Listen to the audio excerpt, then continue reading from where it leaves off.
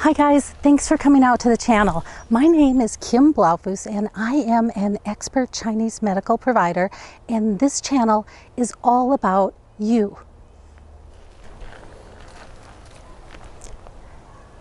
Getting you usable solutions from the ancient Chinese medicine cabinet of healing remedies and helping you figure out how to use these in your everyday life. For more extensive, in-depth coaching, check out my training center located inside my store at bestacupuncture.com. How are you doing? For me, this is about day 50 of social distancing, and I gotta tell you, I'm starting to feel that low-level restlessness and depression, and crazy because I'm extremely blessed not to live in a city or a high-rise, yet some days I wake up and say, crap, this again? It feels like my life's on some sort of uncomfortable pause. Maybe like a low-level horror movie with this creepy virus thing hanging out. I don't know when my life's going to start up again or how it's going to start up. Well, today we're going to do the 7-day challenge to overcome social distancing depression. And I've got a great daily self-care routine that you can do at home to help lift the weight of depression and improve your mood. If you haven't watched episode 2 of the Immune Boost series, check it out. It will show you how to buy great moxa to use at home, because not all moxa is created equal. And if you forgot how to light your moxa and how to use it on your body, check out episode 1 of the Immune Boost series and it'll show you how to do that. One of the toughest things facing each of us today is keeping our cool when we're living in tight quarters. And tight quarters from multiple directions. You may have had to pick up more responsibilities. You might have to help out with homeschooling the kids. Just having everybody home means you're doing 3 meals a day, washing dishes 3 times a day. The house is always a mess, and on and on. Maybe you got furloughed, or maybe you had a business that you had to close, and suddenly all these financial issues are also creeping in on these already tight living quarters. You know, tight living quarters could be another analogy for your mind. If your living quarters is your mind, let's clear out our mind a little bit. I'm going to go over 5 mindset tools that you can use on a daily basis that help change the trajectory of your thoughts. And then let's get down to brass tacks and go over 2 secret locations that when you use these 2 locations together, they impart extraordinary energy to help eliminate that restlessness. Let's start changing our mindset. The first thing is just kind of accepting what's going on right now. And part of that for me is to monitor my social media. I want to stay informed, but I don't want to participate in everybody's emotional hyperbole, right? It's like an ill-mannered way of staying distracted. So step 1, figure out what you need to do to accept your current reality. The second thing I do every day is find something to be grateful for. And if I can give it to somebody else, even better. Look what I have to be grateful for. I'm not living in a city. I'm not having to navigate a crowded high-rise in order to get outside. And I can get outside every day. I am amazingly blessed. And if you can find something to be grateful for every day, whether it's being with your family, with your kids, having a place to live, having access to the internet, whatever it is, and remind yourself multiple times a day, your mind will follow. The third thing is do something for someone else. Reach out to someone every day. There are so many people in our lives, and not everyone is going to be as blessed as you.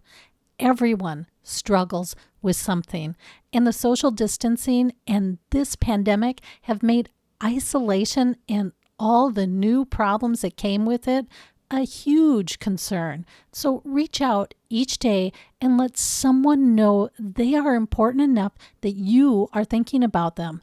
Do this even if it causes you tremendous social anxiety. Open up your social media or grab your phone and pick one person and say, hi. The fourth is to use distraction as a sedative. The world's overwhelming right now, and sometimes you just need to get by. So keep yourself busy. Read, go for a walk, maybe plant a garden, paint, watch TV, listen to music. Distraction is the best way to walk away from your stress and anxiety at times. So choose your distractions wisely, because whatever you feed the mind becomes. The fifth thing is to be kind to yourself. And some people are better at this than others. You're doing the best you can, and it's okay to want to be able to do more.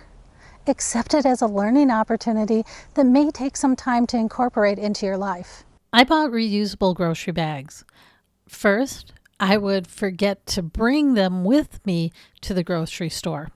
So I put them in my trunk, and then I would get to the store and forget to bring them inside the grocery store with me. I bought these little fold-up bags that you can put in your purse.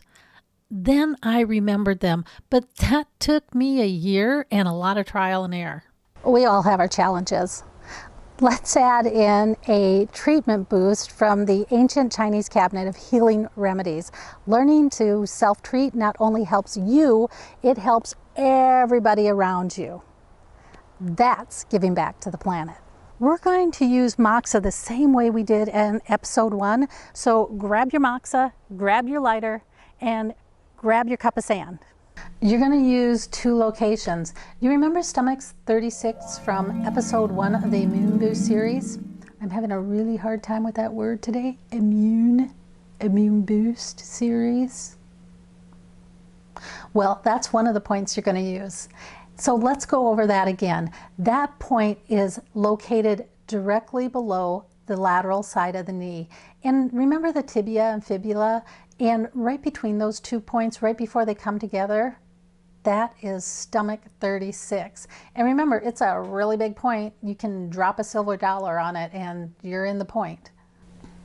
The second location is located on the upper arm, and locate your bicep muscle. You know, that's the muscle you have when you curl your arm. You can feel that bicep right there. And there's a lateral and there's a medial side to that bicep. I want you on the lateral side of that bicep, going along the edge of that muscle where you can just feel that muscle curve.